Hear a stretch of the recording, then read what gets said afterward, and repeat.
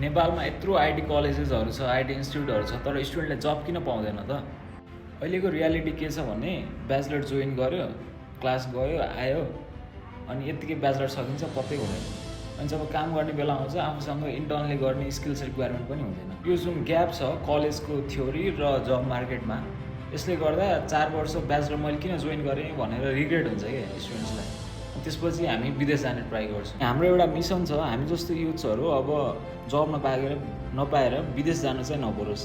यदि एउटा पनि स्टुडेन्ट हामीले गर्दाखेरि नेपालमै बसेर आफ्नो करियर बनाउन सक्छ भने will be more than happy. यदि तिमी पनि यो ग्याप फिल गरिरहेछौ, कलेज सकिन लागिसक्यो तर हातमा केही पनि स्किल्स नै छैन, देन कन्ट्याक्ट सारथी एकाडेमी।